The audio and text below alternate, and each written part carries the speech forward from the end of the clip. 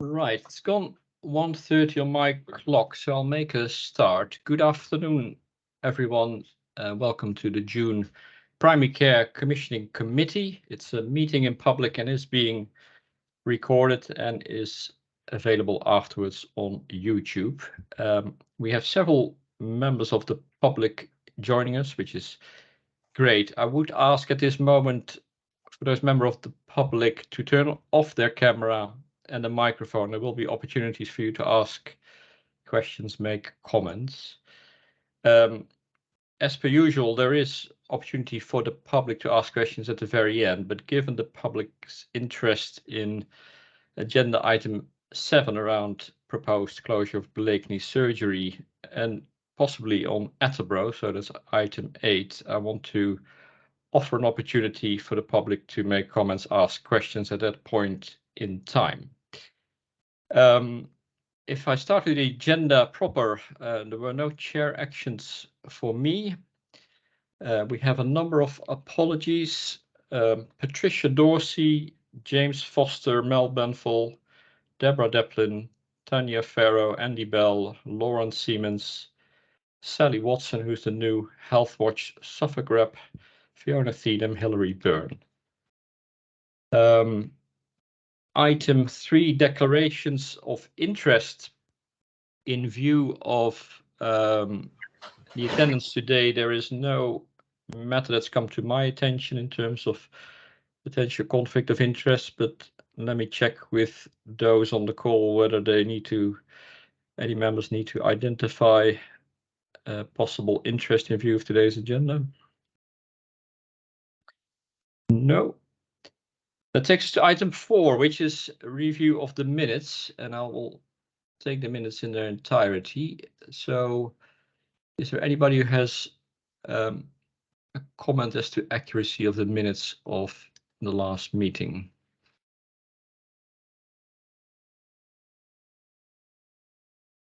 No, many thanks for preparing those. The action log, I've seen that the ones that were due have been completed. So action 141, 147, and the other 3 are outstanding but are not due. Is there anything you want to add, Sadie, or just for information, really? No, nothing to add.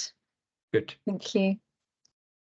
That takes us to the forward planner, which is for noting. Anything you want to add there, Sadie? Thank you.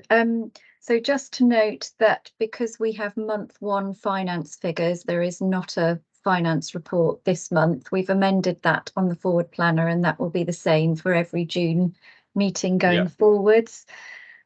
We have also deferred again the primary care network contract update simply because of the congestion on the agenda, but we do intend to bring that to the next meeting. Yeah, thanks. If there's no further question or comment, I want to move to item 6, the joint forward plan. I think, yeah, we are joined by Sarah Harvey. Sarah, can I hand over to you to introduce this topic, and then we'll open up for questions and comments. Yeah, of course. Thank you. So hello, everybody. Those of you that don't know me, I'm Sarah Harvey, Head of Strategic Planning for Primary and Community Care. Previously, through PCCC, we have presented an early draft version of the joint forward plan for primary care, which essentially outlines our strategic direction for the next 5 years, although this is a 1-year plan, which we will be able to update annually. So we have in terms of our ambition of primary care resilience and transformation, we've selected 2 objectives: delivering our vision for providing a wider range of services closer to home, improving patient outcomes and experience, and stabilising dental services through increasing dental capacity short term and setting the strategic direction for the next 5 years. So essentially, we are just outlining how we're going to develop our strategic priorities for the next 5 years. And when we provide our joint forward plan for next year, we will be reporting on the outcomes for those. I won't talk through the report in detail, as I'll assume this has been read, but I'm happy to open up to questions if anybody has any. Many thanks, Sarah. And I know it's been very much a live document, and you've received lots of comments and input over the last few months, so that's good to note. Yeah, really welcome any comments or questions members may have.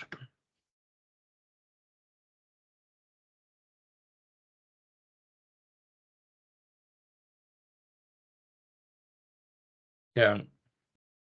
Thanks, Hein, and thank you so much, Sarah. From my perspective, the 5-year forward view is comprehensive, but I do remain concerned regarding the workforce to be able to deliver it. Do you have any further updates in where we're up to in terms of bolstering that workforce? So we've taken the decision not to include workforce within the joint forward plan, as it is a big focus within the delivery plan for recovering access to primary care services, and we will be reporting on that separately. I don't have a detailed workforce update prepared for the meeting, but I'd just like to assure you that there are lots of streams of work ongoing around recruitment and retention, and as kind of outlined within the delivery plan for recovering access to primary care, we will be reporting on those formally through these meetings in the coming months, so we should be able to provide an update then. Naomi? Hi, yeah, thank you. Just to build on what Karen says, and I have fed this back, Sarah, directly, and I understand this is a public plan, but just wanted to reiterate the resilience in general practice, and that it's an aspiration to bring services closer to home, but without stabilising general practice and overcoming the resilience issues it's facing, it's going to be very difficult to enhance any services if they're being requested of general practice. That being said, obviously supportive services that will support general practice and delivery of their care is going to be beneficial, and we're already seeing, in line with the new contractual requirements, the difficulties this has put onto general practice to keep up with demand, with their capacity levels not aligning. So I do think that really does need acknowledgement for when aspirations for new services are being considered. Actually, we need to look at, is there the workforce and is there capacity in general practice to deliver on them? Thank you, Naomi, and thank you for your feedback prior to the meeting. I do appreciate that, and I would echo everybody's comments. We recognise that this will all be dependent on having resilient and stable workforce, but that work is ongoing already within the background, and we will be very much running the strategic development alongside the work we're doing in response to the delivery plan as well. So we won't be doing one without the other. So we will, of course, be factoring workforce into all of the plans that we make for the future. Yeah. Thanks. Any other comments or questions? No. Well, many thanks, Sarah, for the update. I think it's going to be submitted fairly soon to NHS England. Yes. Very much in the context of a live document for many years to come. So we'll build on this. Many thanks, Sarah. Thank you very much. That takes us to item 7. Maybe a few words ahead of that. So this is clearly a topic which has public interest. So the way I want to run it, in a moment, I'll hand over to Johnny Milne to provide an introduction on the paper. There have been some updates to the paper since it was posted last week, and that was posted this morning, I think. So maybe, Johnny, you can help highlight where the updates have been made so that everybody's on the same page. Then I want to offer opportunity to committee members to ask questions, make comments. And then I also want to offer the public an opportunity to make comments and ask questions. I estimate we'll need more than the 10 minutes allotted in the schedule, but I will keep an eye on the time because it's a fairly busy agenda, so you'll have to bear with me in that regard, but that's how I want to run it. I also want to emphasize this is for the committee to note. An earlier version suggested it was for approval, but in line with the procedure, it is for noting. So let me hand over to you, Johnny, to introduce the paper, and then we'll invite members to ask questions and comments. Many thanks, Hein. So just to introduce myself quickly, I'm Jonathan Milne. I'm one of the commissioning managers within the delegated team at the ICB. So yeah, as Hein has said, the purpose of this paper coming to the meeting today is for the committee members to note that Holt Medical Practice have started on this application process to close the Blakeney branch surgery, and to acknowledge that the next steps will be for the practice to go out to patient and stakeholder engagement. Just touching on what Hein, has already noted, there were a couple of changes to the original paper. So the first change was number 4 on the purposes of the paper.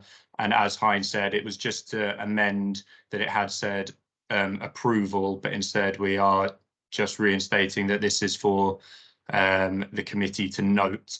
And the only other change was under background number 4, following some local intelligence and feedback that we received, we have amended and updated the map that is now included in the paper. So as Hein has said, I'm going to take the paper as read and just open up the floor now to any other committee members that have any comments or questions. And then, of course, we welcome any questions that any patients or members of the public that are on the call may also have. Thank you. Thanks, Johnny. So first to committee members, any questions or comments?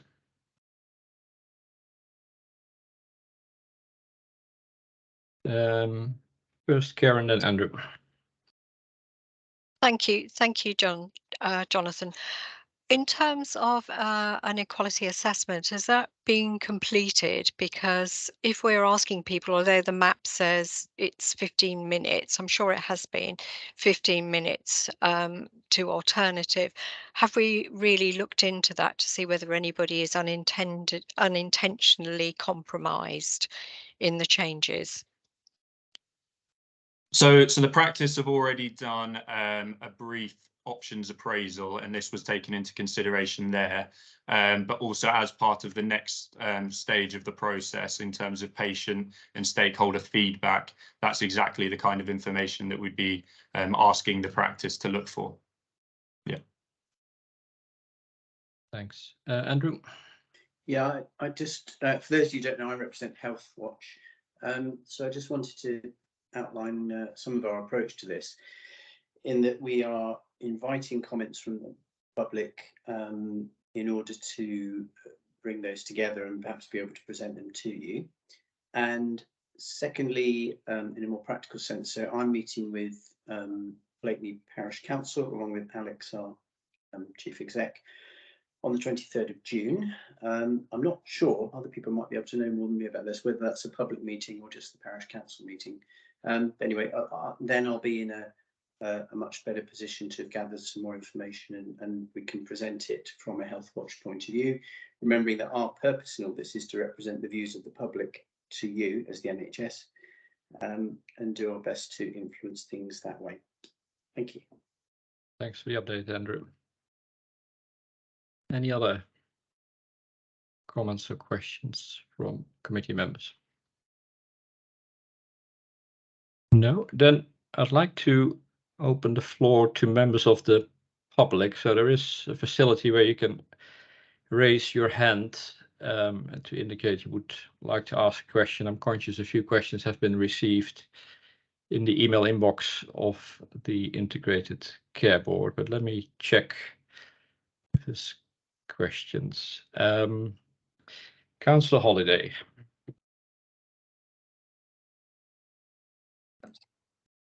Thank you, Chair, for allowing us to speak at this point in time. I'm an ex-GP. I used to actually work at Blakeney Surgery, so I'm very familiar. I'm the parish councillor for the next door village, the chair of the parish council and the district councillor.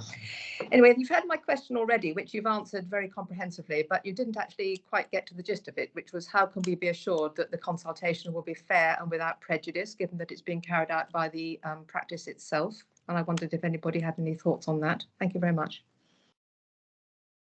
Maybe I can ask Sadie to say something on the overall procedure and what the ICB's role is in that regard. Is that okay, Sadie?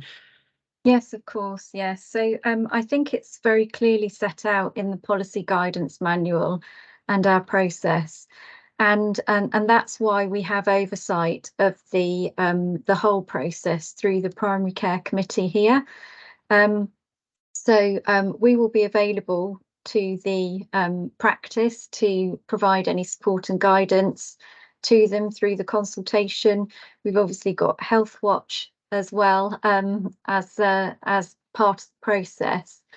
And I think any final report that comes through to the committee, if the commissioners have any concerns about how that has been carried out, then that would be included as part of the report. And obviously the report will also be included. So I think members will be able to then ask any questions, challenge, and if they're not satisfied with the consultation that's taken place, then they would not approve that stage of the process. Thanks, Sadie.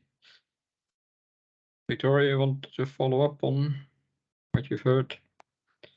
Thank you very much indeed, Sadie. Would we have sight of those documents so that we could also be assured, rather than having your assurance to us, we could assure ourselves directly? When you say these documents, do you mean the consultation report and the paper? Yeah. Yes, they would come back to primary care committee. Okay, great. Thank you very much. Thank you. Any other member of the public who would like to make a comment or raise a question?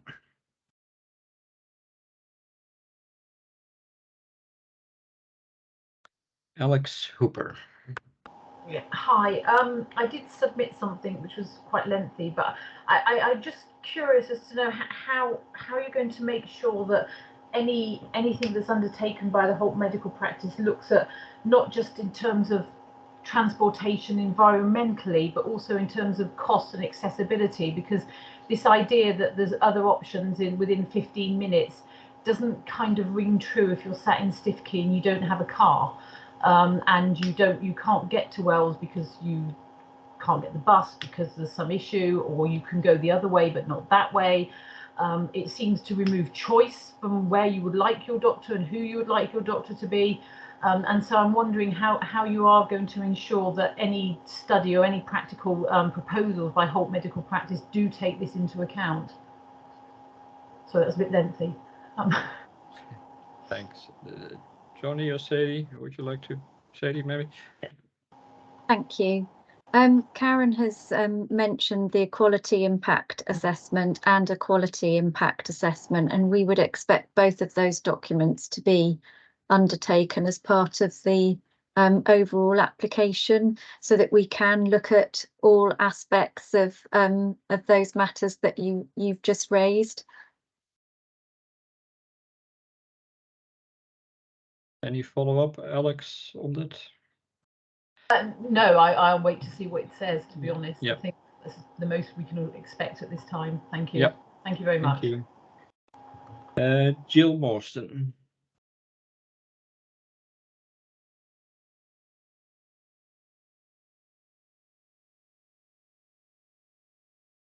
You're muted, Jill. Yeah, you may have to unmute Jill.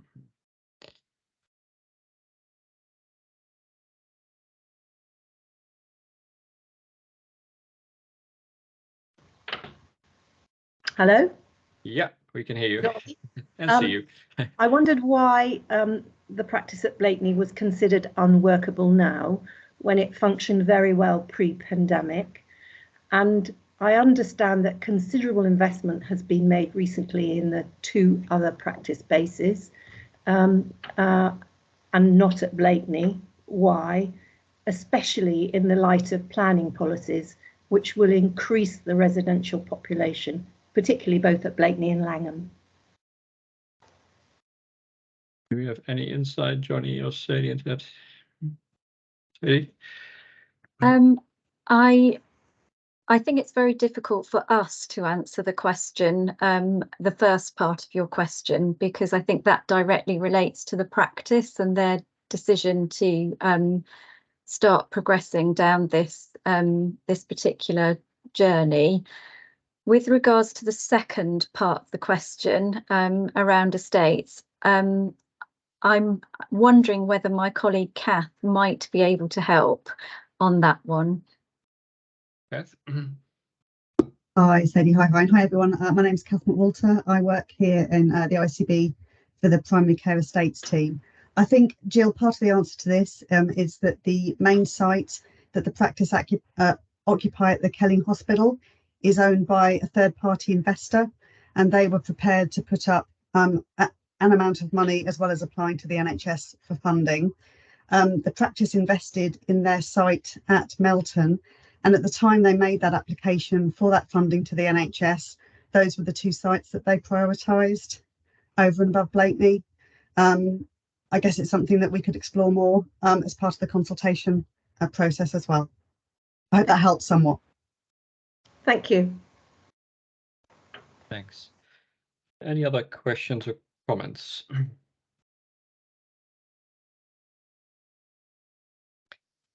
And if a question comes up, you can raise a question to the email inbox that's available on the website to ask questions. I was going to come to you, Sadie, with any sort of concluding remarks before we move on. Over to you. Thank you. I know that we did have another couple of questions and comments made. We will, of course, as you say, include written responses to all of these. But if I might just add to the themes here, we had a question from some local residents about the whether the planned closure was a management or a clinical decision, and what mitigations for access might be put in place. At this stage, I would just respond to that by saying it's not a planned closure at this stage, and we will see much more later on in the process around the reasons behind any final application for closure and any mitigations around access. So we will be able to answer that question better further down the process, if assuming it continues. And we had another comment around the transport issues, which I think Alex Hooper referred to, and concerns about the limited options around transport. Again, we will make sure that all of these are published on the website along with written responses. Thanks, Sadie, and thanks everyone for your contributions. So as we said at the beginning, this is for noting, and the process will go to step 3 as outlined in the documentation. So many thanks. I'd like to move to the next item around the Attleborough primary care estate capacity. There's also been some public interest in this topic. I'll hand over to Kath McWalter in a moment to introduce the topic, then invite members of the committee to comment or ask questions, and then see if there's any questions or comments from the public. Over to you, Kath. Thank you, Hein. Hello again, everyone. Kath McWalter again from the primary care estates team. I know we're limited on time, but if I may, I'd just like to sort of draw out a few points from the paper. So this is about primary care estates capacity in Attleborough. It's responding to a previous action that PCC wanted an update on primary care estate capacity in Attleborough, and the request today is for approval for the primary care estates team to formally engage the market for third-party capital investment to design and deliver a long-term solution for the town. As you'll have seen from the paper, there are significant housing developments already happening as well as planned in Attleborough, and we project a demand for primary care registrations of 10,000, with most of those taking place before 2036. This isn't a new need, it has been recognised for some time. The plan described is intended to respond to both the immediate and the longer term plans, longer term needs for premises capacity in the town. So the short term plan is to place the modular buildings at the Station Road practice site as described in the paper. These should be installed late summer 2023, that is subject to planning permission. This will provide 6 new consultation rooms alongside some additional support space. And the clinical unit that will be installed is from the Porter Cabin Ultima range, which is very high spec, and it'll be compliant with relevant health standards. The long-term plan, we are seeking approval to engage with the market. This is a third-party market for primary care premises development, and that would be so we can develop a business case. That's the approach that we're seeking approval for. What this would mean is that we would invite proposals from third-party developers, which we would assess as an ICB, and the risk at this stage would be carried by those prospective developers. It's a staged approach, so primary care first, as we hope this is the approach which will expedite the capacity that's immediately required, and then that will be followed by stage 2, which is the wider healthcare needs and how they can be accommodated, a kind of a health campus approach, if you like. What we're aiming for is a business case in 2024, so we'll be developing it for the rest of this year. For primary care capacity on the Station Road site, and the foundations being laid, no pun intended there, for accommodating wider healthcare provision in the future. So as I say, what we're seeking approval from PCCC today is for the primary care estates team to formally engage with the market about that long-term solution. Thank you. Thank you very much, Kath. Let me see if there's any comments or questions from committee members.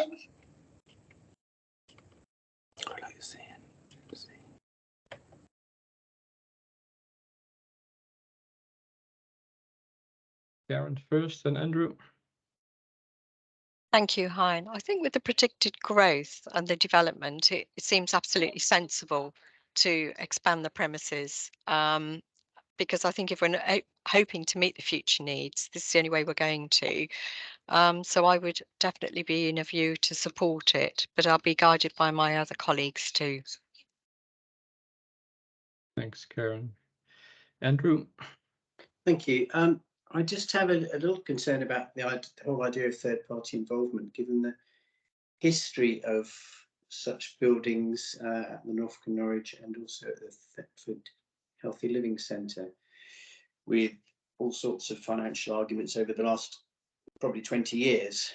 And as I read the paper, what you're suggesting is that neither the NHS nor the local authority has the capital funding to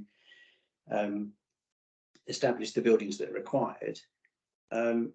So I accept that going to third-party funding is an alternative, but I think we must have a really, really robust monitoring and system to ensure that the NHS gets value for money from that, rather than the third-party providers having huge and difficult to monitor profits. And the other one, just quickly, which is I suppose an obvious comment really, is it's not just buildings, it's the staffing, but we all know that. Thanks. Thanks, Andrew. Points well made. Bill? Well, if I'm correct, most GP surgeries are not owned by the NHS. They're owned by the practice partners, aren't they? And the NHS, pays money to effectively have the site rented off the partners. So I think the idea that you have that third parties shouldn't own the sites is not true, because in vast majority of GP surgeries, that's exactly what happens. So I would be very keen. The demand is there and rising fast. You only need to go to Attleborough to see the number of sites being built out. The town definitely needs it. And the only reason I could think why we wouldn't agree this is because there was some sort of ideological block on it, because it will need to present with value for money and to the practice as well. So I have no hesitation in supporting it. Yes, you want to add anything? Yeah, thank you very much for your comments, Andrew. Bill, just to respond on those. So Bill's correct. About 30% of GP practice premises in Norfolk and Waveney are owned by others. So the majority are owned by practice partners. So it's not new to invite in third-party developers where, as Andrew points out, there is a lack of capital currently in the NHS and to an extent in local authorities as well for these developments. Just to give some assurance on value for money, the NHS is advised by the Valuation Office Agency. Often we refer to it as the District Valuer Service. So at every stage of our development, as the business case comes through, which of course PCCC will see, we will be getting District Valuer reports on what's being proposed. So that is kind of the balance and the check in terms of value for money. It's not PFI. So the private investment is made. Their return is the fact that the NHS, via a practice partnership, would sign up to a very long-term lease. So they get a pretty good deal because the NHS is a very good tenant, and that's the kind of the incentive for them. Hopefully that provides some assurance on that. Thanks, Kath. Yeah, I in support of the proposal as well. I think it would be interesting at the appropriate time to hear more about the health campus if we're doing that in a number of locations. Saying is that sort of a model we want to see applied more widely, but that can come at a later point. But let me just ask the committee, is the committee in favor of approving third-party capital investment to design and deliver a long-term solution for the town, all with the remarks made by Andrew, making sure value for money, etc. Yep. And that I see the right nods and hands up, so that's approved. I forgot to give the public a chance to ask any questions, so let me correct my oversight there. Is there any member of the public who wants to make a comment on the Attleborough primary care estate capacity?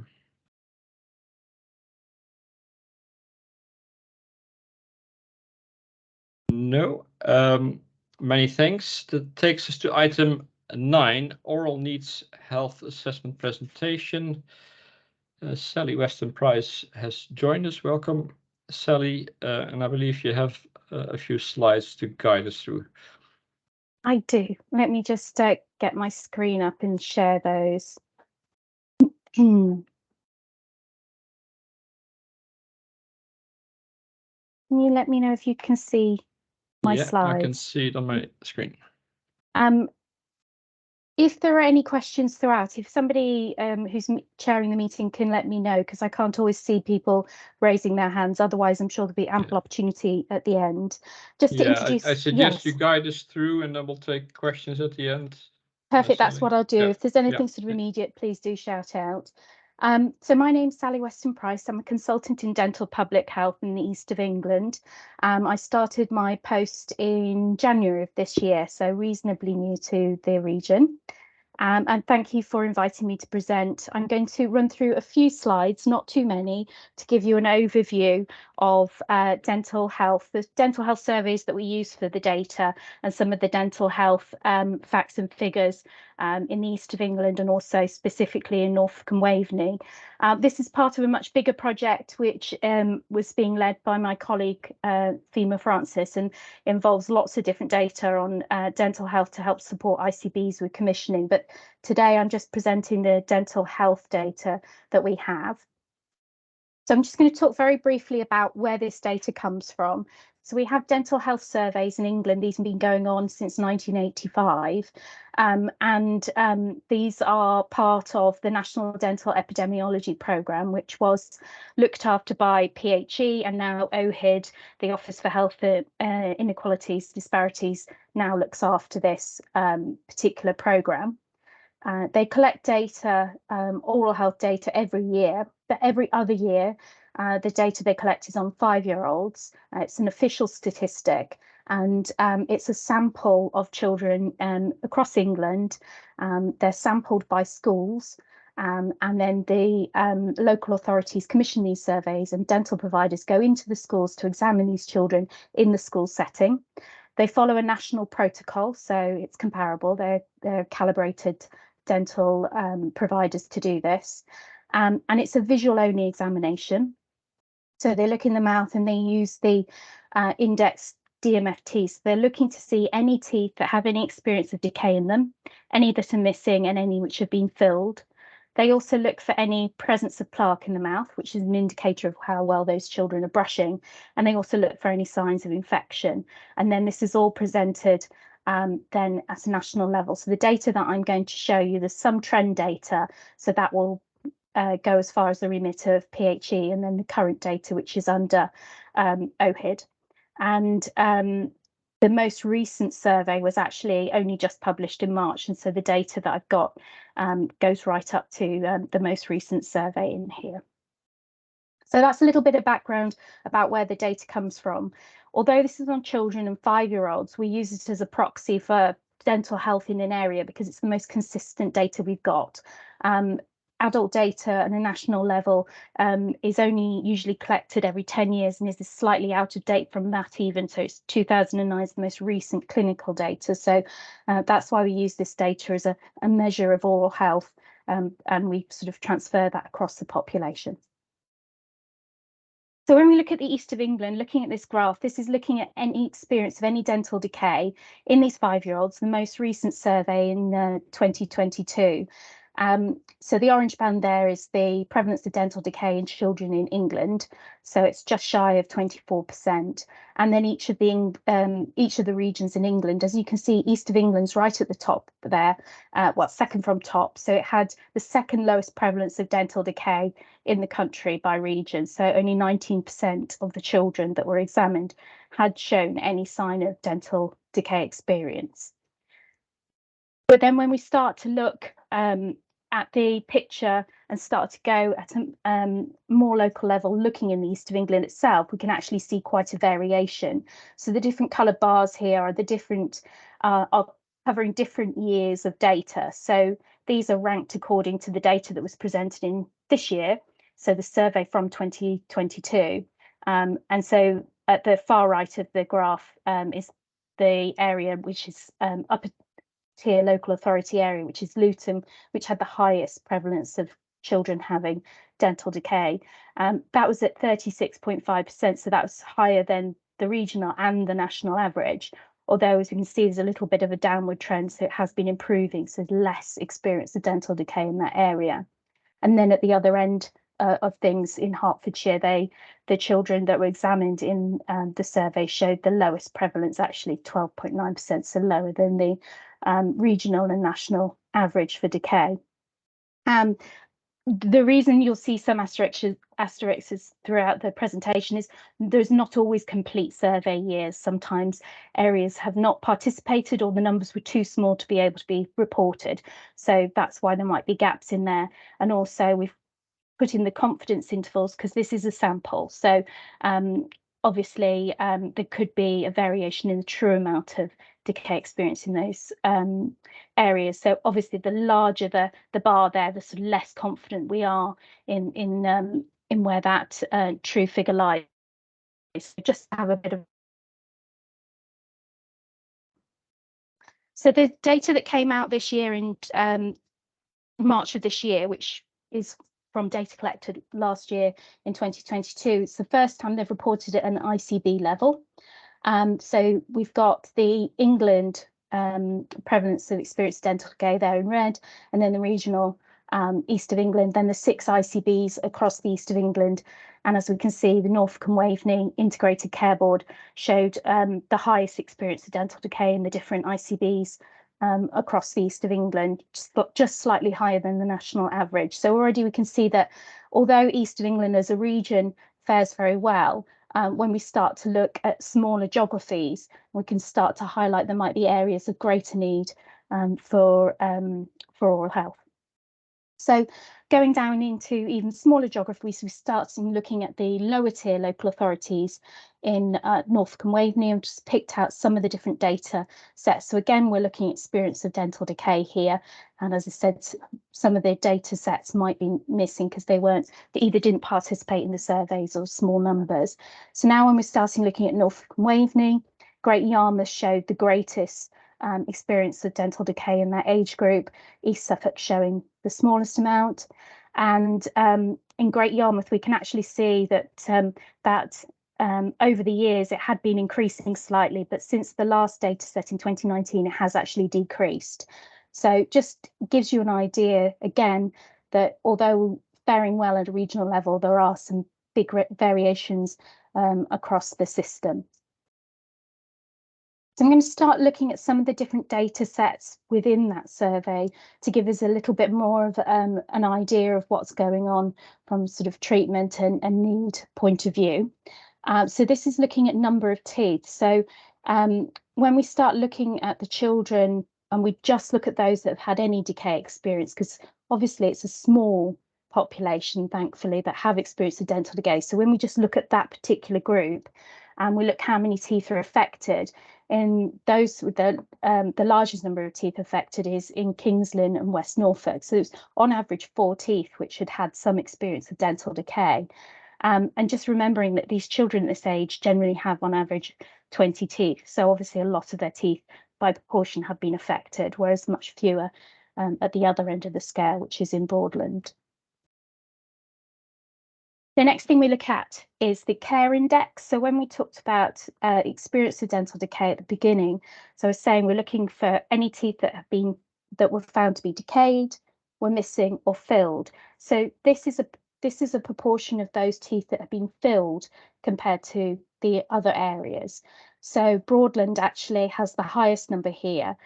So comparatively, those children, doesn't say anything about the quality of the fillings, it just shows that they've had some access to dental care. So of those children who've got decay experience, a larger proportion of those have had fillings than the other areas, whereas Kings Lynn was showing none. So their decayed missing filled is made up of decayed or missing teeth, not fillings that they've noted in the children's mouths.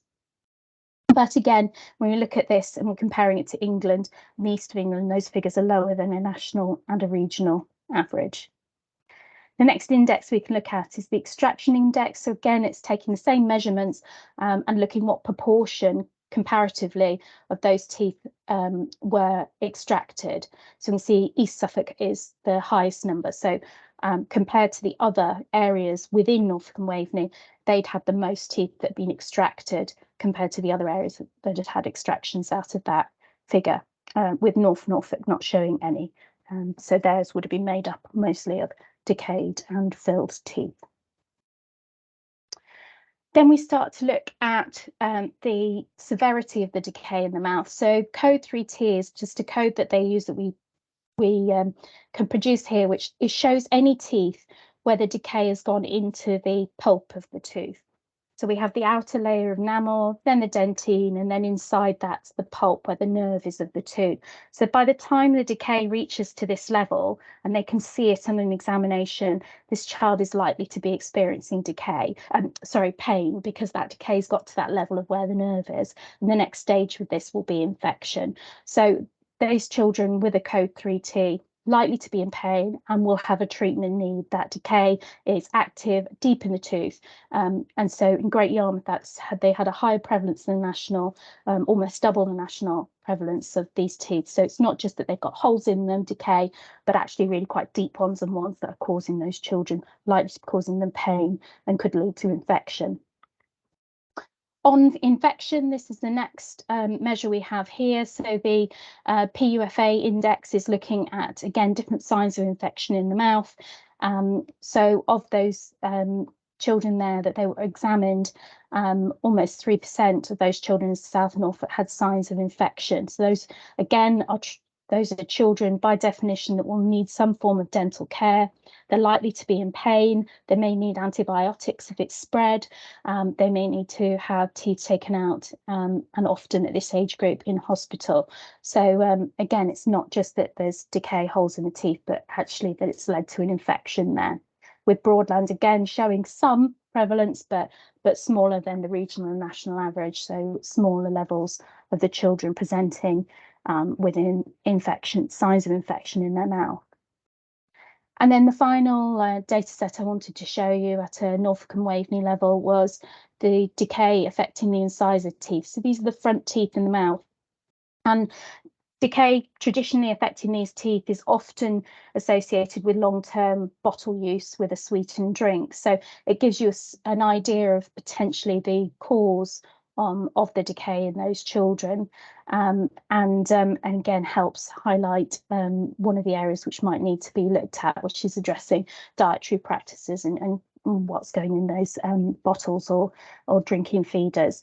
And in Kings Lynn, they had the highest level of decay affecting the insides of teeth compared to East Suffolk down there at the bottom. So it's a very quick overview of the data that's available. This is all, I've got the references in the slides are going to be shared at a later date with you. I'll send them on.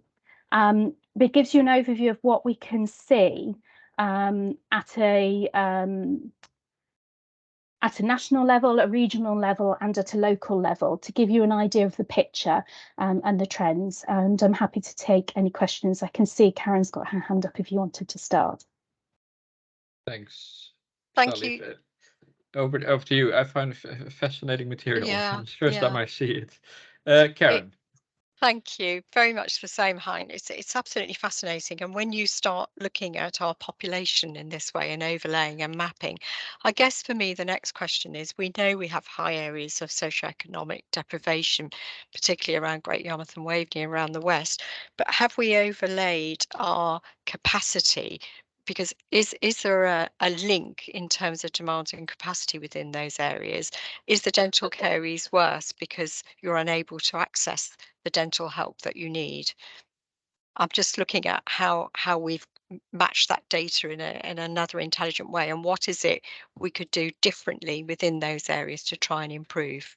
Absolutely. So there's a few things there. So first of all, work is undergoing looking at that mapping exercise. So as I said, this is part of a much bigger piece of work with my colleague, and she's mapping the access to dental care, getting up-to-date data on where dental practices are, so that we've got an idea of where there are services and where people are accessing services. So this will be part of a bigger picture.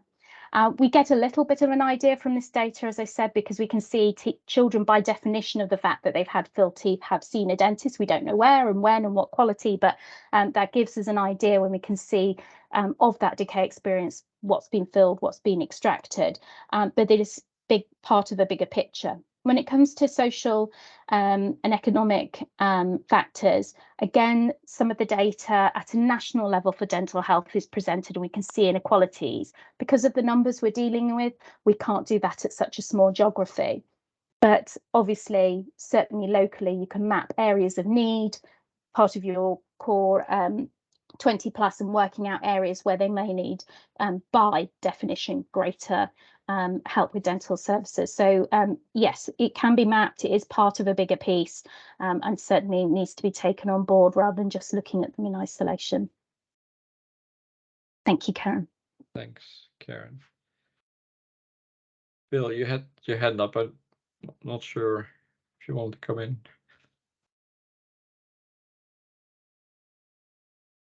Sorry, yes, I did. I mean, the anecdotal evidence is that the dental services are not good. And this would support that, I think, that we are an outlier, but in some areas it is very concerning indeed. Specifically in Great Yarmouth and Kings Lynn, seem to be that there is actually quite a serious issue here, that, you know, we're outliers not only in the east of England, but and nationally. You know, this is an area of great concern, I would suggest. Well, take that as sort of a comment that I would agree with. It's always concerning when we see any figures of children with dental decay. And as much as it's encouraging that these figures have reduced nationally and regionally over the last 10 years and more, it's actually started to plateau. And children's experience of dental decay seems to be saying the same in the last few surveys, not just in the east of England, but nationally. And when we're talking nationally, it's sort of 23%. It's a relief from where we were at, but actually that's still nearly a quarter of children at this age having experience of what is a preventable disease and what can lead to children going into hospitals to have teeth taken out, causing pain and infection. So it is important and is concerning. Regarding access and services, obviously that's a different matter, and we need to look at that. There's also prevention services, so not just treating children that have decay, which needs to be done, but also preventing decay in the first place. So that can be done not just within a dental practice, although children do need that exposure to a dental practice to have fluoride interventions and diet advice, but also the other things that we can do outside of the surgery and in the community.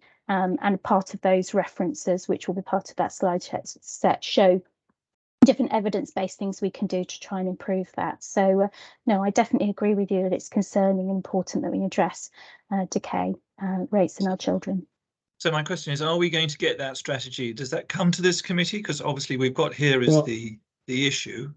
Yeah, I was going to What ask happens next? Sadie a question, but both following your and Karen's comments. I believe in September there will be a short-term plan presented to the committee. So my question was going to be, will some of those follow-on workings from the presentation we had be reflected in the plan, Sadie?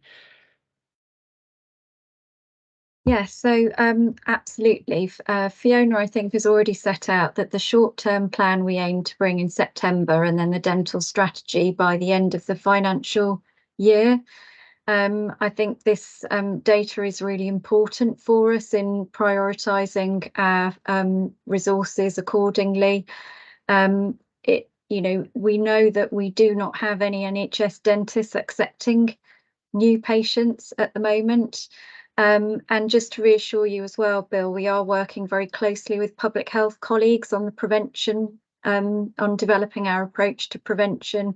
And so anything that we do will be developed jointly with colleagues from both councils. Thank you. Thanks, Sadie. James. Yes, thank you very much indeed, and thank you for the presentation. And just to support Bill's comment, and I would imagine, and you have to go to certain tier level, but obviously you've got East Suffolk. If you actually took Lowestoft out of that and put it in with Great Yarmouth, I'm sure that they would be very, very similar. And it then comes to the question, which I think Sadie has just kind of half answered or partly answered, in so what? And I think there are a huge number of initiatives that are happening at this moment in time that could be scaled up to help at least identify those children who have got problems, rather than just doing it for a survey, but then actually putting in facilities so that they can have that prevention work that you've mentioned, Sally. And so I just urge, and Sadie has mentioned talking about September, but when we looked at the programme of work, joint and needs assessment kind of earlier on, it does show some of these timelines to be extremely long. I think some of this work should be able to be initiated very, very, very quickly. And I would suggest that we know that we're going to have an underspend in the amount of the dental contract, because all UDAs will not be able to be used in the year, and it is now ring-fenced, so we should be able to put some initiatives and grow other initiatives that are already happening in parts of the county that could actually make a real indent into this problem. Thanks, Chair. Thank you, James. Any other comments or questions? Many thanks, Sally, again. Yeah, very powerful presentation, but I think we're all looking forward to seeing what's then the logical next steps, and there's a sense of urgency, I think, from everyone. But I know Sadie knows that full well, so but we're looking forward to the update in September, and there's some other things being worked, I know. Many thanks for that. I want to move to the next item 10, severe mental illness health checks. I believe we have Julian and Gary for that. Over to you, Julian. Thank you very much, everyone, and good afternoon. So my name is Julian. I work within the delegated commissioning team as a commissioning manager. I'm very kindly joined by my colleague Gary, who will help me with my presentation further down the line. So it's been almost a year now that we've been bringing the severe mental illness updates to this forum, and I thought I would use this opportunity to reflect on our performance, not just for quarter four, but through the year. So going through and assuming that the paper is read, one of the highlights for me is the Q4 position for the severe mental illness health checks. And effectively against the old metric that NHS used, which is a percentage. So 60% of all annual health checks have to be delivered.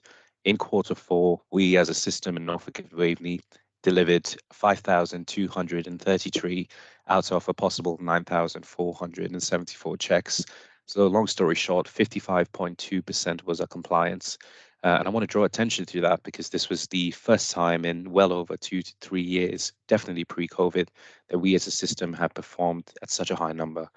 And it's a testament to the hard work being done in general practice, as well as the attention that colleagues within the delegated commissioning team, as well as the mental health commissioning team have focused on this.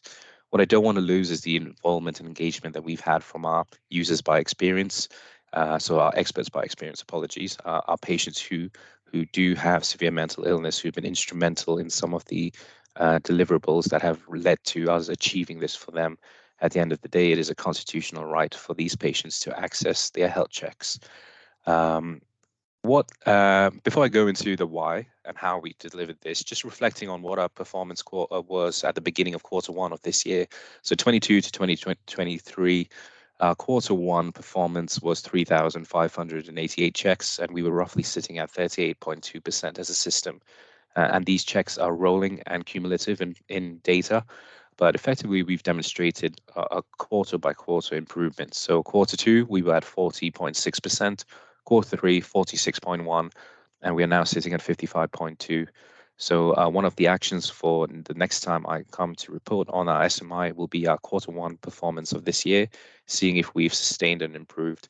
At the back of my mind, I am quite clear that 55.2% is all well and good when you look at a target. However, that represents almost half of our patient registers that still need to have their check.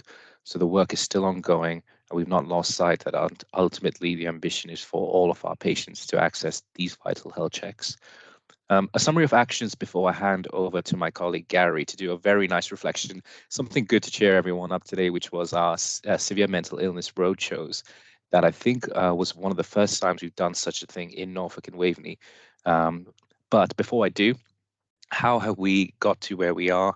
Number one, we've had very, very good sustained stakeholder group attendance across general practice as well as the ICB in terms of monitoring the performance and putting forward interventions that can be deployed. We've had videos made to support the engagement and awareness, both with patients and clinicians at the forefront. My colleague Gary will briefly touch on the roadshow elements, and this was an initiative whereby colleagues from not just the ICB, but also community partners like Tesco, Slimming World, Weight Watchers, etc., participated in helping raise the profile of severe mental illness. And roughly, I think we've noticed a real groundswell in appreciation from not just the members of the public, but also general practice. I think we are equipping our colleagues in general practice with some of the concerns and questions they had around, say, for example, clinical coding, how to best identify patients, how to code them correctly. And I think that's helping. We received some intelligence that there was a lot of new starters in terms of practice managers, for example, in the system. So actually, a joint approach seems to be working quite well. So all in all, a very positive end to year one of what I term to be our improvement, but we're still a way off from doing 100% of our checks, which is our ultimate ambition. But I'll take a pause there and just hand over to my colleague Gary, who might do a little spotlight on the roadshows events that have recently finished. Yeah, thank you, Julian. Thank you. Afternoon, everybody. So I'm Gary Walker, Mental Health Change Manager within the ICB. I'm also a current service user with a diagnosis of an SMI. Am I okay showing a quick slideshow? I'm not sure how we are for time. Is that okay? Thank you. Yeah.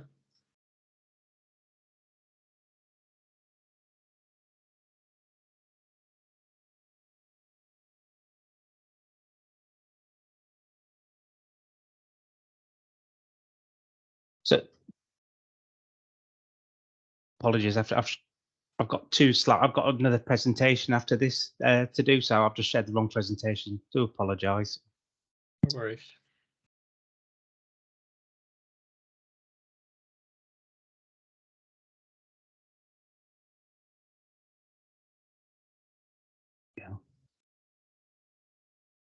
So can everybody see the SMI Physical Health Check Roadshow? So Yep. the idea behind this roadshow was to raise awareness and empower service users with an SMI to start demanding to have their physical health check, and it's your right to have a physical health check.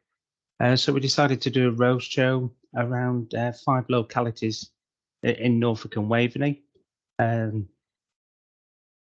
We invited anybody on the register with an SMI in GP surgeries and within secondary care services as well. So we started off our roadshow in Kings Lynn. We had over 40 people attend, 7 stall holders, including Slimming World, some local stall holders encouraging people with mental health to engage with nature. We also had the Recovery College there from NSFT. And we had a young chap that had not been out of his house for 10 days. He received our invitation and did a lot of soul searching and plucked up courage to come along. And he stayed with us for over 2.5 hours, sitting alongside what he was experiencing. And it highlighted to himself that empowered himself to get out of the house and engage with other people, which was really good. We also had what we call a smoothie bike, which is where people sat on a bike and created their own smoothie. A lot of them with strawberries,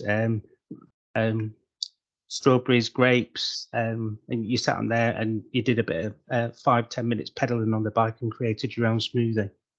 Our next whistle top store was in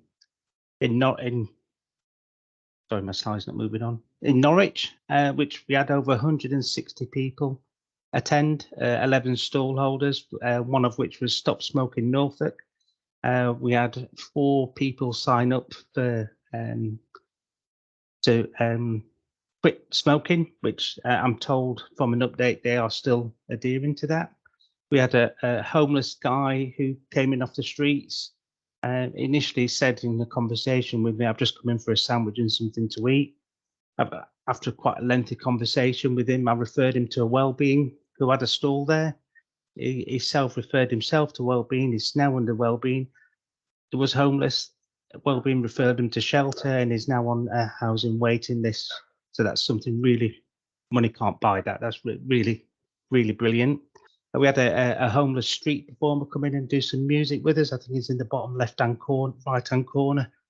You can see the 2 ladies on there with the smoothie bikes at the top right-hand corner.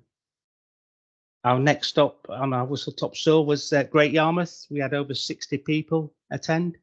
Unfortunately, hindsight, it was a real hot sunny day in the afternoon, and I think everybody went down the seafront for some ice cream and a stick of rock. So the afternoon was a bit slow for us. You'll see a group of 4 ladies there holding bags. They're from the Ukrainian community, all with a mental health diagnosis. They came along, engaged and thoroughly enjoyed it and realised the importance of having their physical health check. That was a really good day in Great Yarmouth. Our next stop was Thetford. Unfortunately, it wasn't very well attended in Thetford. I think that's down probably on my part about communication. We engaged with a local council there to try and promote the event for us, but unfortunately we didn't get as well attended as what we'd hoped. We had some face painting. We had a lady from a Portuguese community attend. She was unaware of some benefits that she was entitled to. We signposted her to DWP. And she also was unaware that her husband, who had a mental health illness, was entitled to some help, and we signposted her to Wellbeing. An update 3 weeks ago that he is now flourishing and living alongside what he's experiencing. And then our last one, unfortunately, was Aylsham. We had 9 stall holders there, but unfortunately that was the day that it thundered and lightened. So we only had 30 people attend, but it was the people that did attend was unaware of what actually there is in North Norfolk to offer, such as the please forgive me, I can't remember the name of there's a lady with blonde hair She does back to nature courses. She's got a huge back garden, and she invites people into her garden where she's got a self-made porta cabin, and she encourages people to get back to nature. And the 30 people that did attend, I believe that they all attended her garden and got back to nature. To skip to that one, this was some of the we had a post-it note where people could commit to some goals, some of their mental health goals, and this is just a flavour of what people was asking for. So their goal was to keep himself well, to realise the importance of to talk to somebody, and not bottle things up, and realise that you're not alone. We also asked them for some of their mental health goals, what they would like to achieve: to walk more, to raise my heart rate a bit more, to attend Slimming World. And the last slide is sort of to support what they needed to reach my goal. And the feedback was that everybody would really highlighted the fact that the importance that physical health and mental health do go hand in hand, and it's important to keep an eye on both of those. That's the end of my presentation. I don't think I've missed anything, Julian, have I? No, I think that's an absolutely amazing presentation, if I do say so myself, Gary. So just a final shot for me before I open myself and Gary to any questions. One of the main deliverables of this project for me was to reduce and tackle the health inequalities, and actually getting that real-time feedback from the ground, from our service users, help reinforce it. I think just on some personal reflection, you do get not lost, but you do get absorbed in the performance and trajectories, etc. But actually, for each of these milestones that we've ticked off in the last year for our improvement, it's a patient and a service user behind each of them. So just want to say thank you to Gary and team for launching that and for working in close collaboration with us and the delegated team. Yes, so thank you. I failed to mention, Julian, that I can't take credit for all the hard work. We worked really closely with Together Mental Health UK, one of our VCSE partners, and a young lady called Chloe. I can't remember her surname. She was phenomenal, outstanding, and to organise and book all these events and to live alongside what she's experiencing while she did them. So she did some outstanding work. So I can't take credit for everything. So yeah. We've adopted ICS working in this yes, project. Yeah. So okay, thank you everyone. Happy to take any questions. Thanks both. And as you said, Julian, it's good not just to hear the statistics, but also lift the veil a bit on what was captured in those engagement sessions during your roadshow. So wonderful to see pictures and hear some stories. Let me check if there's questions or comments from anyone.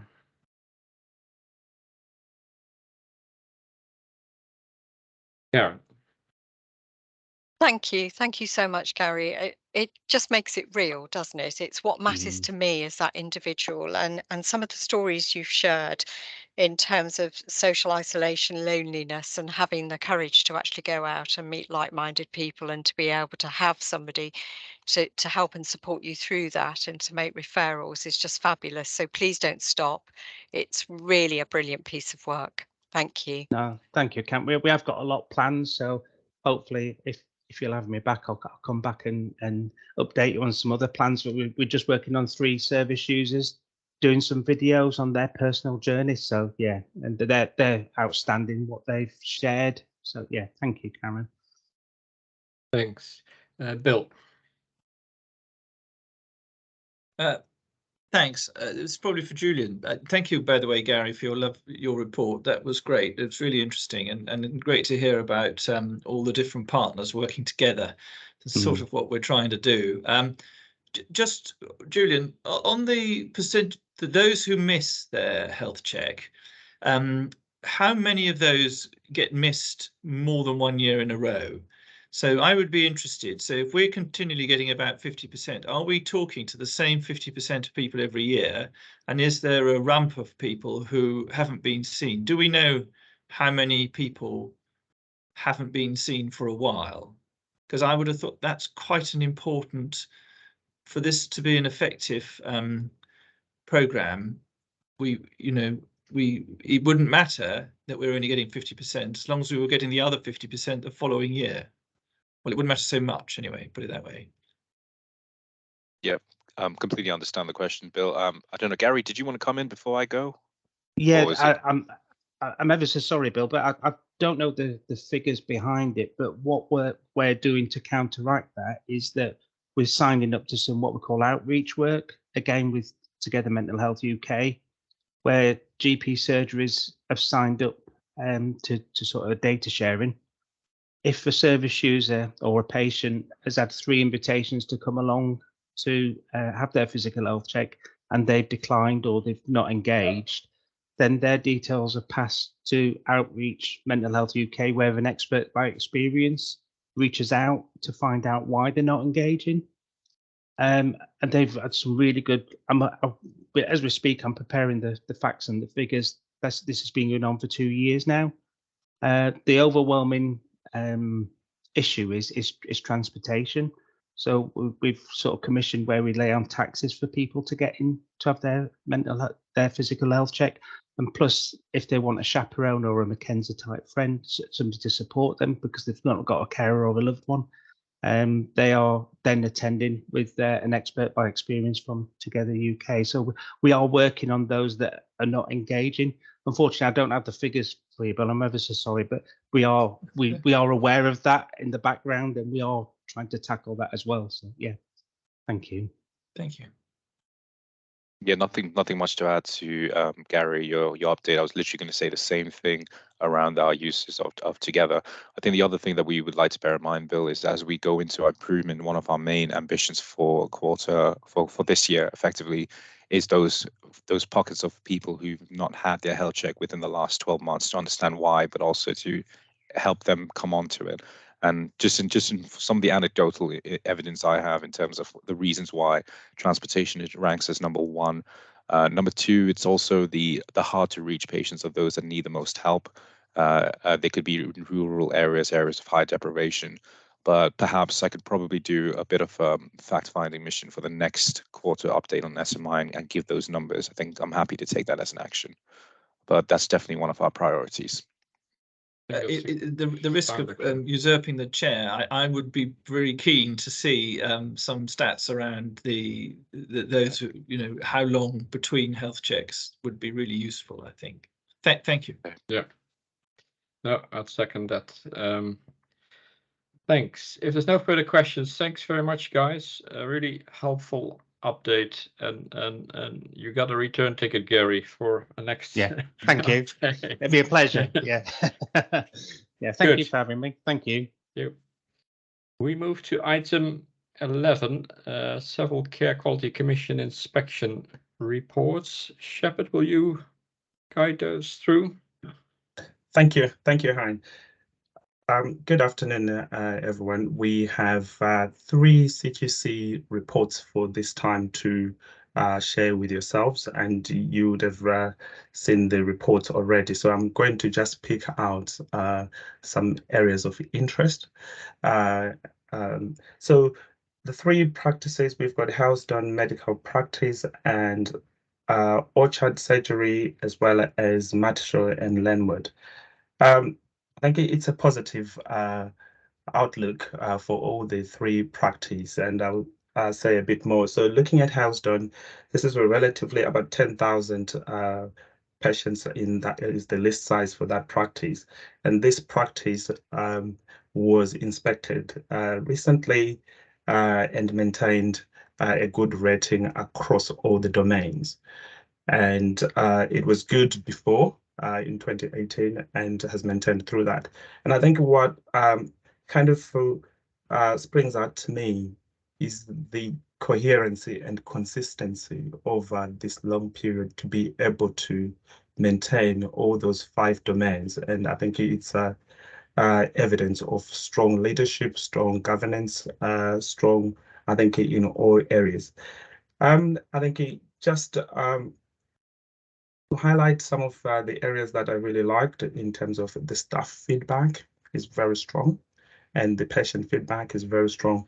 And also just to mention learning disabilities, attention was actually highlighted in that space. So I think it shows that this is really a strong practice, and as well as access practice services. We know we are quite challenged across the country, but for CQC to be able to pick that access is actually a good, there's good access into that practice. Just to highlight some of the areas that CQC have said, it's more of the practice needs to continue and to continue to do what they're doing. That is focusing on continuous risk assessments to support continuous improvement for this patient group. The next practice to talk about is Matshall and Lenwood. This was a practice that was inspected some time ago, 6 months ago, and was rated as inadequate.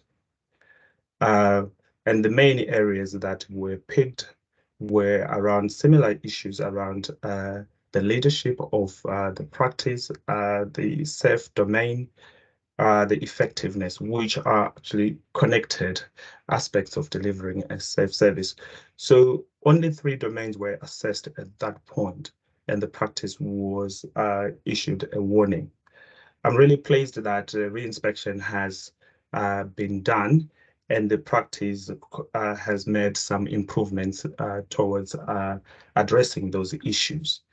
There's a full inspection that is planned, that is in September, and we believe that the support that we have put in place and working closely with all the key stakeholders will be able to turn around this practice by then. We've discussed with the practice, there are no immediate concerns, and we've also discussed with CQC, there are no immediate concerns to worry for us. The final practice, again, this is another good news story, orchard surgery. I'm sure members would recall that this practice has been under a lot of discussion for a long time. And I'm really pleased that with all the support from the ICB, CQC, and all the key stakeholders and the practice itself, obviously, this practice has been turned into a good rating across all the domains from inadequate. So this is really, really strong turnaround. And I think the issues that probably I need to highlight, so there's improvements in terms of the leadership. They've made the necessary changes to strengthen that leadership at practice management level and also at clinical leadership level. But obviously, we are now moving into maintaining and making sure that what has been put in place is sustainable going forward. So we'll continue to support this practice for a period before we change the levels of support that is needed. Unless there are any specific questions, I'll stop here. Thanks, Shepard. I'll invite questions, comments. I just want to make sure for Matishol and Lenwade. So you, if I heard you correctly, saying there is no immediate concern, and I'm particularly interested on the safety aspect in that regard. So can you repeat or confirm that you have comfort that those parts are adequately managed in the interim? Thank you. Just to confirm that the inspection was a follow-up inspection. This was a not rated inspection. This was to manage the warning notice. And CQC and ourselves are assured that the practice is doing everything that it is supposed to be doing. And we have an action plan in place, and we've got regular meetings every 2 weeks to continue to support the practice. And we do believe that the practice will be able to improve in time. Thank you. Bill. Thank you. My question's partly been answered by Shepard, but just on the, when are we likely to hear again about progress at Matashall? What's the next time it will come to this committee? This practice is going to be discussed in more detail in part 2. I'll probably need to make some recommendation in that space and see whether this comes here or it goes to part 2. But obviously, we report on inspections as they come through. The next inspection is coming in September time. So definitely there will be a report once CQC has done their re-inspection in September. But this practice will be reported through part 2, through the practices report that goes to that meeting. Okay, thank you. Naomi. Yeah, thanks, Shepherd, for that update. I just wanted to reiterate, as the LMC has raised before, how important it is to capitalise on the learning from these practices, because there's so much learning to take place from when practices have unfortunately been put as inadequate and have successfully come out as good. And actually, if that can be shared around to try and proactively support practices from preventing them getting in a situation where they're rated inadequate, then that's obviously preferable to all. So it's really just another request, and obviously we've offered to support the ICB with this, in just making sure that where practices have been inspected and there's been intensive support, that learning really is utilised and shared around with practices. Yeah, excellent point. Thanks, Naomi. If there's no further question, many thanks, Shepherd. We move to item 12, update by Kath on the estate's quarterly report. Thank you. Hi again, everyone. This is our regular report from Primary Care Estates to the Committee for Information. I just wanted to provide a little bit more information and update on 2 of the areas, Wave 4B and rent reviews, as things have moved on a little bit since we drafted the paper and submitted it. Wave 4B, these are the 4 primary care hub developments. The business case process is on track. Thetford has been approved. Sprowston has been submitted for review before formal submission. And Rackheath and Kings Lynn cases, those are the 2 new builds, are being drafted for an initial submission to NHS England on the 20th of June, which I have to keep reminding myself is next week. The programme remains really tight time-wise, and it's our biggest area of focus at the moment. We are discussing this with NHS England. To that end, the roundtable discussion with NHS England that is mentioned in the update hasn't happened due to NHS England colleague availability. We're waiting for that to be rescheduled, and we really hope that's going to happen this month. The other area I just wanted to draw your attention to was rent reviews. This is a function that we've taken on from NHS England since April, and we note in our update that there are some overdue rent reviews. We've identified 42 in total. Of those, 24 practices that are in receipt of notional rent. That means, or that's referring to reimbursement for those practices who own their own premises. All 24 practices have been contacted, and we are working through bringing those up to date. We need the district valuer to do that, of course, and we have 1 district valuer for Norfolk and Suffolk, so we're making him quite busy. It will take some time to work through the process, but the number outstanding, I think you'll see falling over the coming months. We focused on notional rent first because that obviously impacts practice income, and we will then move on to practices in premises which are leased, where practices get the reimbursement for their actual rent costs. And we're talking to finance about engaging with landlords because there will be a backdated rent liability for the ICB, and we're working with finance colleagues to manage that. I think that's all I wanted to say, just to kind of record that my colleagues who are dealing with rent reviews directly have worked really hard to get us up to speed following the handover from NHS England. I'm very grateful to them for this, but we'll keep making improvements and keep getting it better. Thank you, Hein. Thanks, Kath. And I think on the whole, it's good that the rent review process has gone in-house, so to speak. So thanks for the update there. Any questions or comments for Kath? No, many thanks, Kath. Excellent update. Oh, Bill, sorry. Yeah, I just wanted to welcome the approval of the Thetford scheme, which I think is great, and you know, it's one of our areas of deprivation. It's great to see that we're able to progress that, and generally that the Section 106 money is being sought. Now, this is for those who are not involved in the world of local government, where a developer's contribution from housing developers sought to help support it. And anecdotally, in the past, the NHS has not been on the front foot, I think, should I say politely, in claiming this money at the point of planning applications going in. And it's the council does it as well for education. There is money there for health, and I'm really pleased to see that the NHS is now engaging with claiming this money, because it does help support services, and it is available, and it is, you know, the system is entitled to it, but you do have to ask for it. So I'm glad to see that is, you know, a focus looking forward, because I think it's going to be an important source of extra capital as we have to fight harder from capital from the centre. Thanks, Bill. Point well made.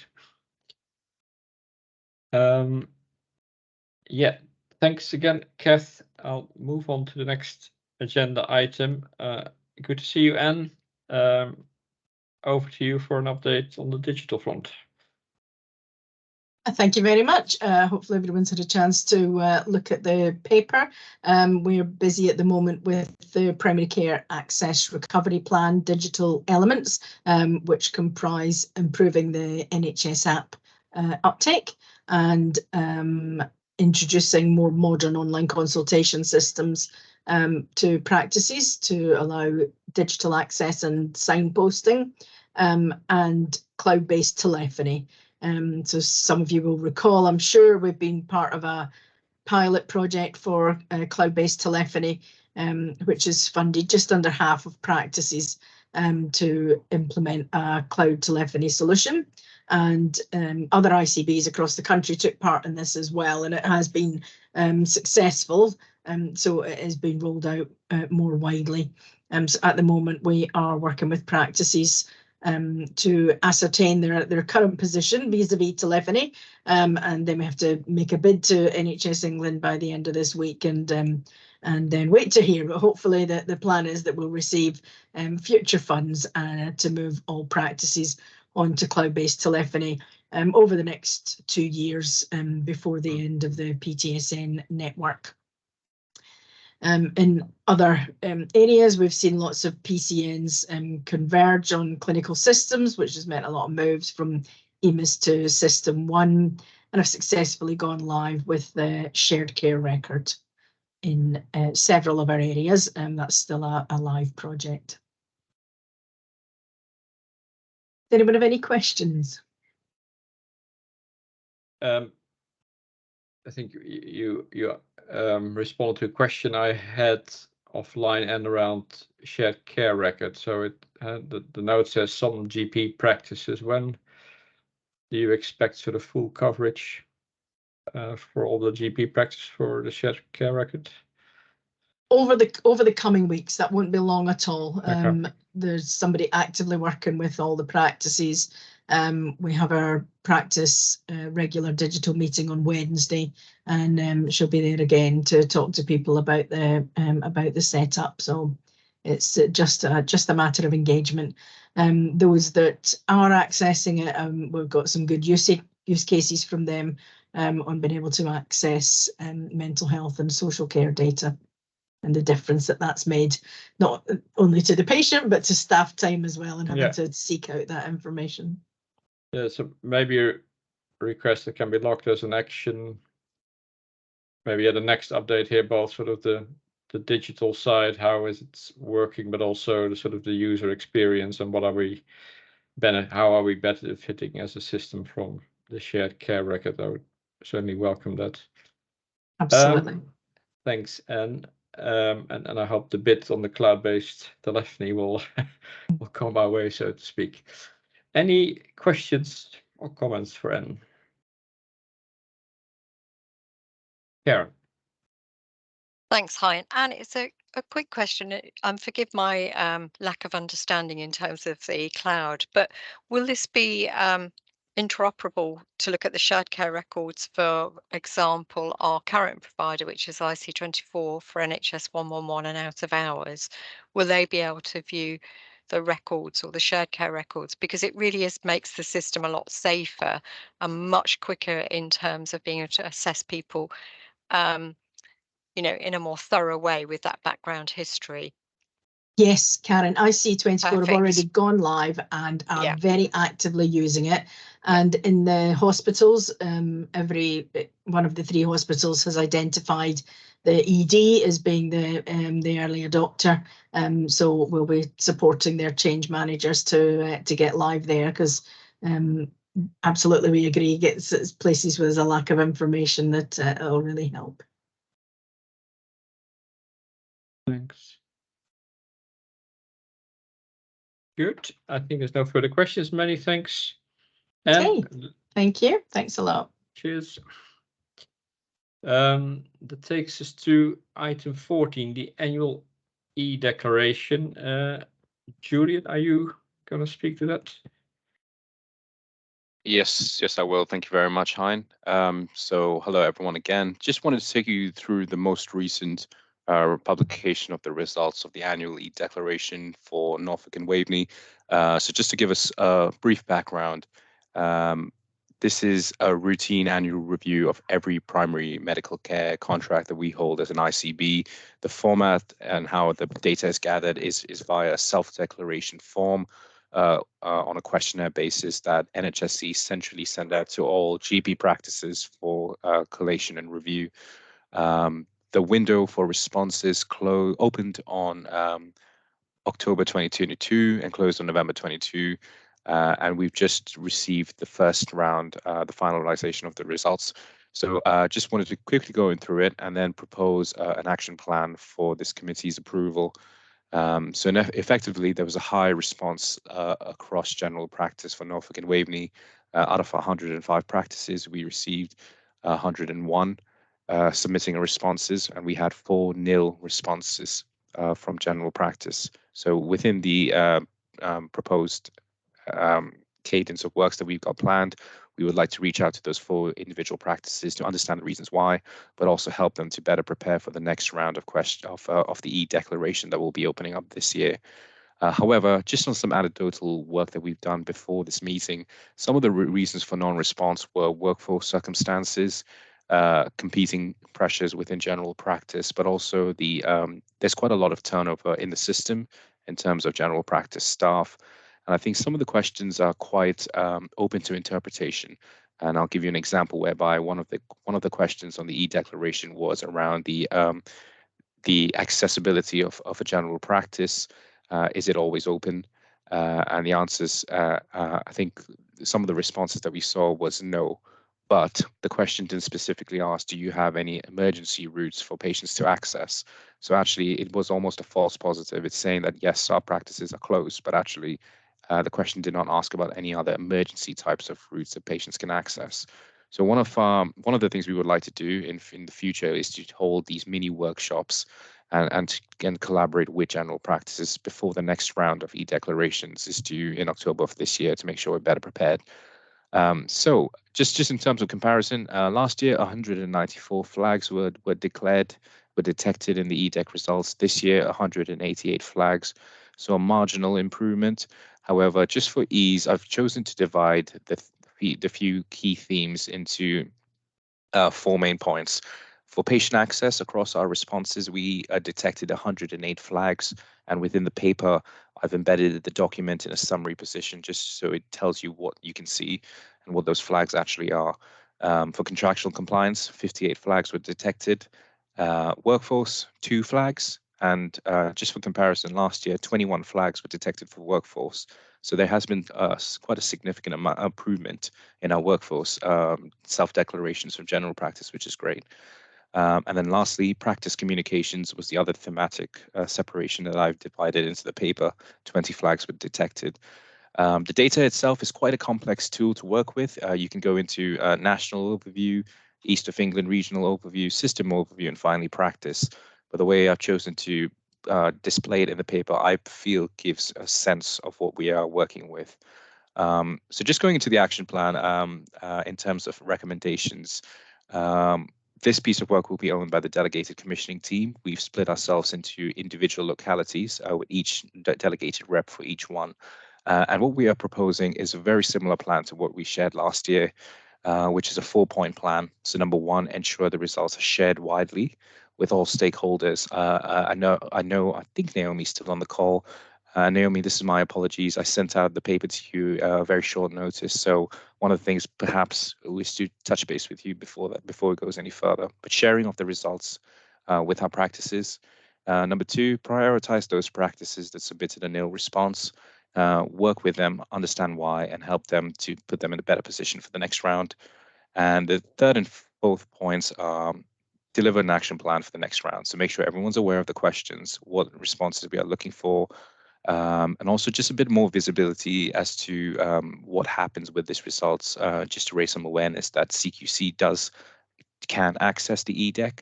So it's just to make sure that what practices are self-declaring is not open to interpretation, but it's clear from the onset. So committee's kindly requested to give some feedback and approve the potential plan, and the next round of EDEC submissions will be October of this year. Thanks, Julian. I'll open it up for questions and comments.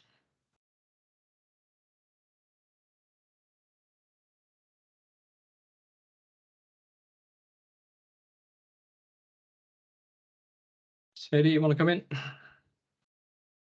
Yeah, I just wanted to note that this is a really important part of our annual contract monitoring, and therefore delivering the responsibilities that we have under our delegation agreement with NHS England. So I think, subject to the scheme of delegation paper, which we'll look at, we want to be monitoring our progress against what Julian set out in this paper much more frequently. And I would just point out that very helpfully the report includes the themes there, and there's a difference between what enables practices to be contractually compliant between that and some of the other themes. So I suggest that the contractual compliance are areas that we would want to prioritise in the first instance, and then we can consider what action that we can take to support the other areas as part of the work that we're doing, for example, around access improvement, and so on. Yeah, I would echo the priority on the contractual side, and I'm pleased one of the themes or plan identified items is to understand why 4 practices did not submit and to try and get those data and insights from them. Any other questions or comments from anyone? No, important piece of work. Thanks for the updates. And I take it the committee approves the plan, given that there were no comments. Okay, yeah, consider it approved. Then we come, Sadie referred to it already, the scheme of delegation, which is also an important document. Sadie, I'll hand over to you.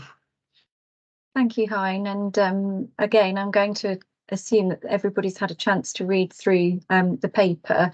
So the paper proposes how we take what's been approved by this committee and the ICB board for our terms of reference and the establishment of 2 operational delivery groups, and starts to set out how we actually mobilise those. We're proposing to start that in July, and we've set out in some typical agenda items which we would propose splitting, if you like, between the 3 new groups as we move forwards. And I think it's fair to say at this stage, as we're starting on our journey through this, that we will need to keep this under regular review. There will be items potentially that carry greater reputational risk or other concerns that we may wish to bring to committee anyway, but much more of the monitoring and the operational detail would happen through those 2 delivery groups for medical services and dental services. We do have to recognise that running 3 groups instead of 1 is going to be a bit more resource intensive for us, certainly in the first few months as we double run and we transition into the new ways of working. So we we will absolutely do our best around that, and just ask you to bear with us as we transition. The other important thing to note is that Primary Care Committee would always be in receipt at every meeting of a report from both of those delivery groups. So committee members will be able to monitor and oversee and raise any questions or concerns about any of the business being conducted through those delivery groups, in the same way that the ICB board can do about the committee and how the committee runs. So we're asking members to approve the proposals, the membership and the draft forward plans at this stage. But obviously, I think there will need to be some accommodating of any transition and any changes that we need to make as we operationalise these changes. Yeah, many thanks, Sadie. So welcome any feedback from Sadie and the team.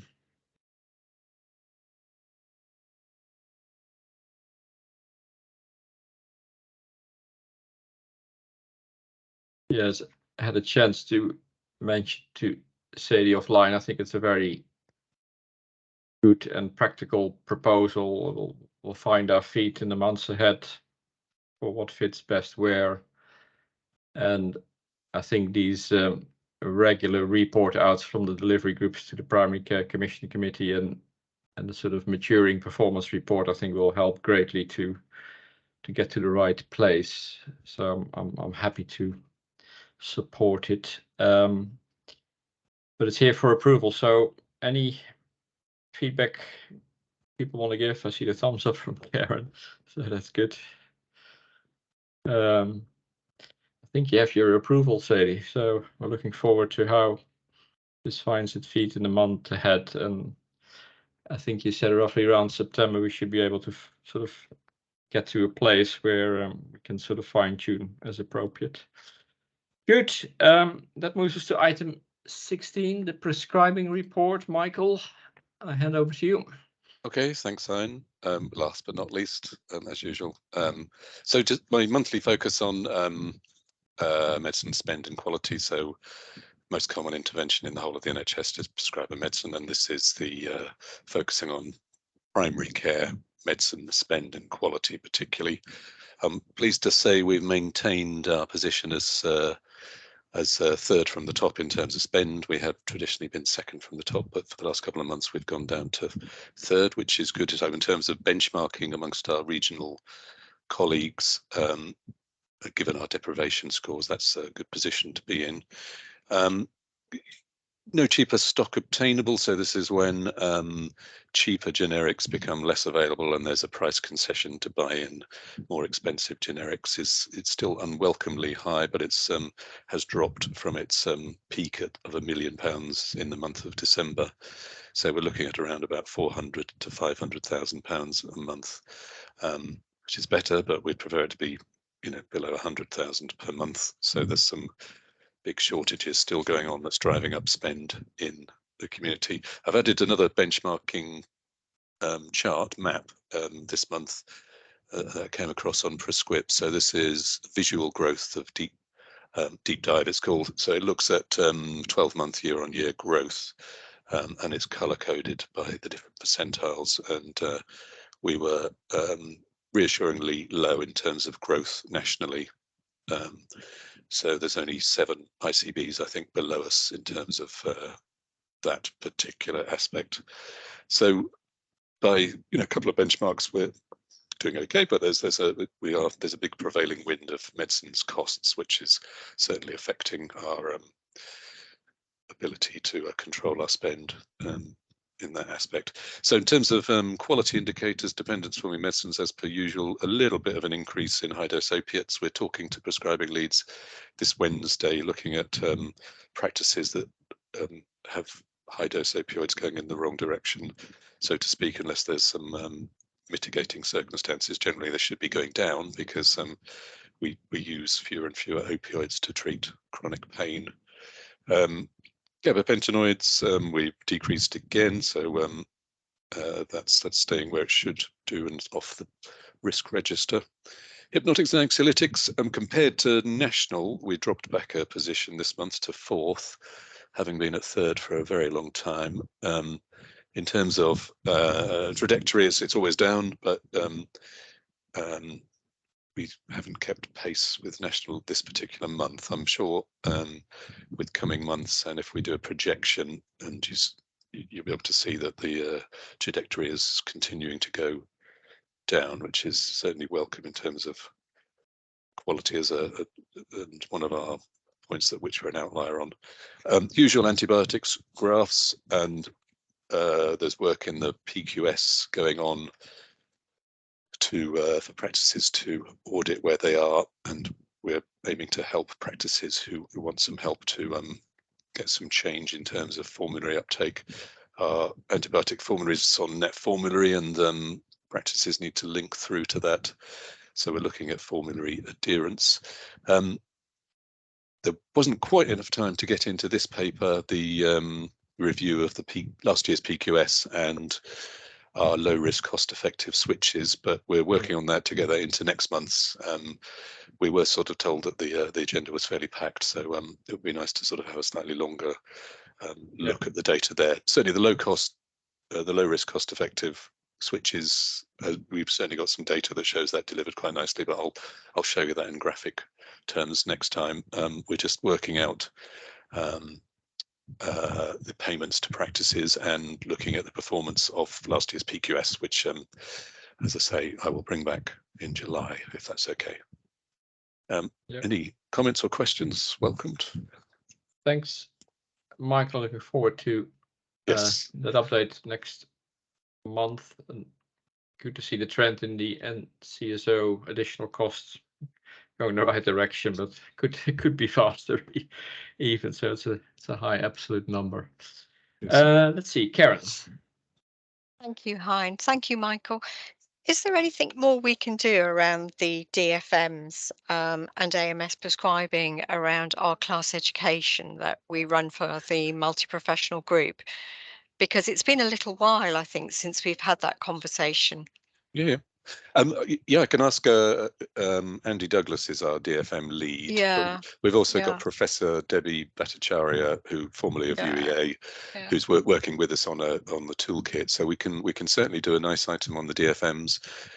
We can get the regional antimicrobial lead to do a talk on antimicrobials because I think it's November. It used to be Antimicrobial Awareness Week, but it's now called Antimicrobial Resistance Awareness Week. Yeah, which is the whole point of being aware of antibiotics, is that the danger is that infections become resistant to them. So yes, we can. Give me some dates, and I'll get some speakers for you. Yes, of course we can. Okay, that's grand. I'll check in with Sheila Glenn, who's overseeing it now, but I'll make sure there's a contact there. Be really good. Thank you. Okay. Thanks, Karen. Thanks, Michael. Any other questions or comments?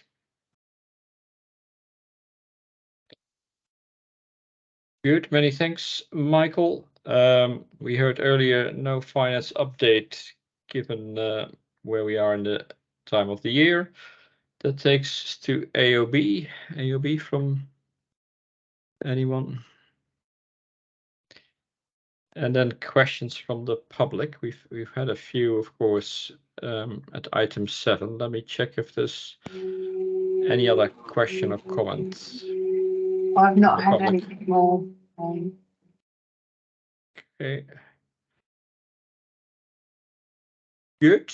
Then that concludes part 1. So many thanks for attending. I know it's taken a bit longer, but it was quite a packed agenda. So looking forward to seeing you next month. For those joining part 2, I want to reconvene at 3:30. There's a separate link for that. So goodbye to those who will leave us now, and looking forward to see others at 3:30. Have a good rest of your day.